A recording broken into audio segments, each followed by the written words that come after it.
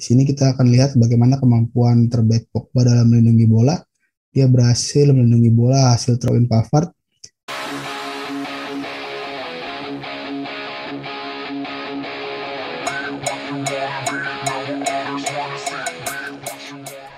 Oke, kembali lagi bersama gue Hafiz di Savage Football. Kali ini Savage Football akan membahas salah satu laga Euro antara dua tim besar dari Eropa, yaitu Jerman menghadapi Prancis. Pada laga ini hasilnya dimenangkan oleh Prancis dengan skor 1-0. Kita akan bahas bagaimana jalannya laga dan apa saja yang terjadi di laga tersebut. Oke, yang pertama yang menjadi perhatian adalah kita akan membahas bagaimana skema defense dari para pemain depan Prancis. Di sini kita bisa lihat bahwa Mbappe, Benzema, dan Griezmann melakukan pressing langsung ke 3 back dari Jerman itu sendiri. Selain pressing, kita bisa lihat bahwa Benzema juga menutup akses passing kepada Toni Kroos dengan cover shadow, lalu Mbappe memberikan cover shadow kepada Joshua Kimmich dan Griezmann kepada Gosens yang ada di sisi kiri. Selain itu juga kita akan melihat highlight antara Pogba dan Kroos yang akan bertemu atau head to head di pertandingan ini. Pogba dan Kroos sering bertemu di pertandingan ini karena posisinya yang saling bertuburkan.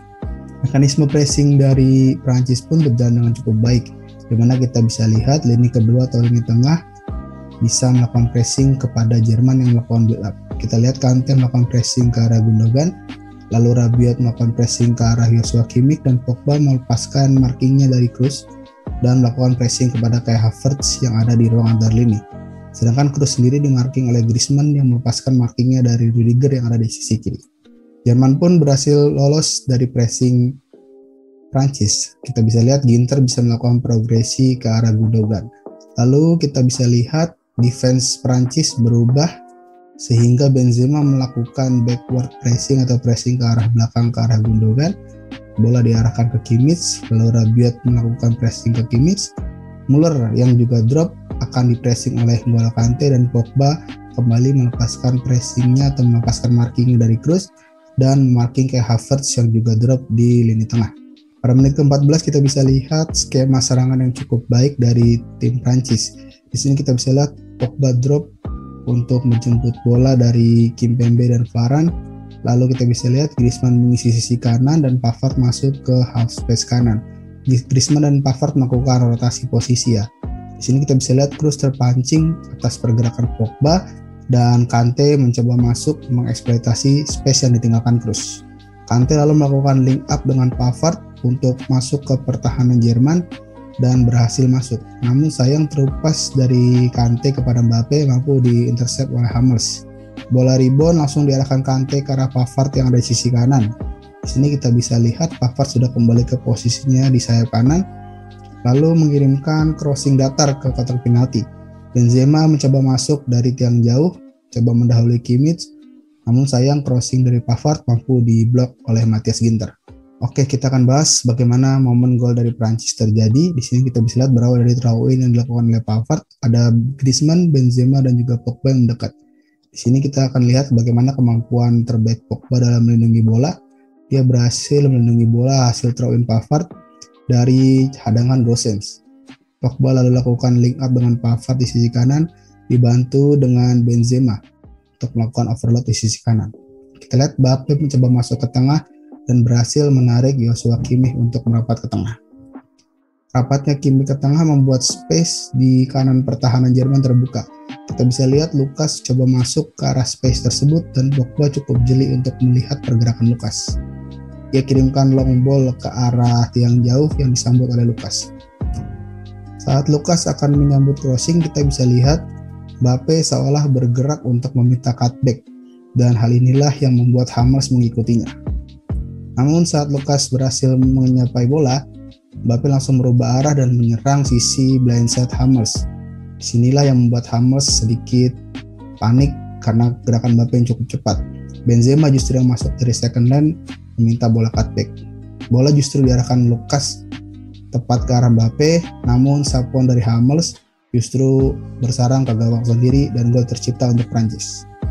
Sini kita akan lihat bagaimana peran Griezmann dalam melakukan defense. Griezmann beberapa kali juga melakukan support defense, tidak hanya di lini depan tapi juga sampai turun hingga ke lini kedua untuk membantu lini tengah dari Prancis. Griezmann juga turun untuk mencoba memblok upaya dari Gosens melepaskan crossing. Selain itu, dengan turunnya Griezmann dapat membuat Rabiot membantu lini belakang. Rabiot masuk ke backline dan membentuk shape 5 back. Sedangkan kita bisa lihat di sisi jauh, Pavard menghadapi dua pemain, yaitu Havertz dan Muller. Di sini kita beri kredit kepada Pavard karena dengan posisi dan juga kemampuan duel udara yang baik, Pavard berhasil memenangkan duel udara versus Muller dan melakukan clearance dari long ball Kimmich. Oke, kita akan lihat bagaimana perbedaan skema pressing dengan 3 pemain di depan antara Jerman dan Prancis. Jika pada pressing Prancis tadi cukup efektif untuk meredam build up dari Jerman, maka pressing dari Prancis sendiri bisa diatasi dengan baik. Kita bisa lihat pressing dari Jerman kepada Varane, Pavard, dan Kimpembe. Lucas cukup bebas di sisi kiri dan Muller akan melakukan cover shadow kepada Lucas. Di sini kita bisa lihat Prancis cukup berani bermain di ruang antar lini depan Jerman ya. Kita bisa lihat Varane mengirimkan umpan kepada Rabiot sebagai opsi progresi. Dengan ketenangannya Rabiot berhasil melakukan turning dan berkombinasi dengan Benzema di half space kiri. Setelah berkombinasi dengan Benzema, Rabiot melakukan third man run ke arah pertahanan Jerman. Pertahanan Jerman pun sedikit terbuka karena Kimmich berfokus pada Lucas. Benzema lalu kirim umpan ke Mbappe dan Mbappe mengirimkan true pass ke arah Rabiot. Rabiot berhasil masuk ke kotak penalti dan memiliki 2 opsi, yaitu melakukan syuting langsung atau memberikan passing kepada Griezmann. Rabiot memilih opsi untuk syuting langsung, namun sayang syutingnya masih membentur tiang gawang. Jerman coba merespon ketertinggalan dengan memainkan Kimmich sedikit lebih ke tengah atau inverted. Sini kita bisa lihat Muller, Gundogan, Kroos, Kimmich berada di lini tengah, Muller sedikit ke arah kiri, lalu Havertz yang bermain di ruang antara lini dan Gnabry sebagai striker utama. Sini kita bisa lihat Muller, Gosens, Gundogan, Kroos, Havertz lakukan wide overload di sisi kiri. Sedangkan Gnabry dan Kimmich menjadi target man di kotak penalti. Gosens mampu kirimkan crossing ke arah kotak penalti dan di sini pergerakan Kimmich mampu membuka ruang bagi Gnabry yang bergerak ke tiang jauh dan melepaskan volley. Namun sayang syuting volley dari Gnabry masih tinggi di atas mister gawang. Skema Jerman lainnya yaitu memberikan keluasan kepada Kimmich dan Muller untuk melakukan rotasi beserta ada Havertz. Kita bisa lihat Kimmich berawal dari sisi tengah dan Muller berada di sisi kanan. Mereka melakukan wide overload di sisi kanan. Kombinasi mereka bertiga mampu meloloskan Muller. Di sini kita bisa berikan kredit kepada Varane dan Kimpembe yang cukup solid karena saat Muller mendapatkan ruang tembak, Varane berhasil melakukan blocking dan bola rebound coba dimanfaatkan Havertz namun berhasil diintercept oleh Kimpembe sehingga pertahanan Prancis masih cukup solid dan cukup aman.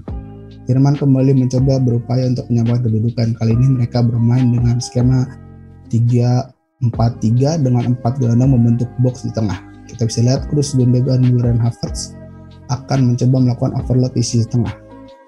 Box ini berhasil mengeliminasi lini tengah Prancis. Di sini kita bisa lihat Havertz dan Muller bermain di pocket atau di ruang antara defender dan gelandang.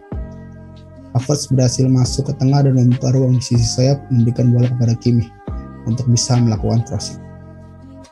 Prancis sendiri sebetulnya cukup baik dalam bertahan dan mengandalkan serangan balik.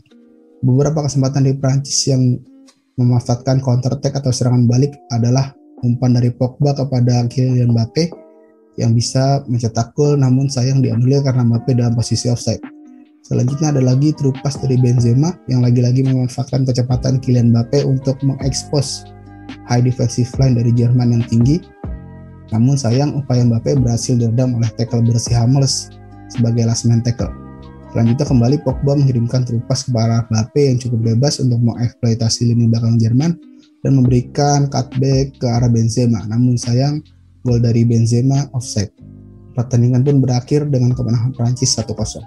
Oke, cukup sekian pembahasan kita pada match kali ini antara Prancis menghadapi Jerman.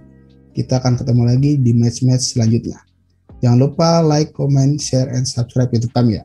Sampai jumpa.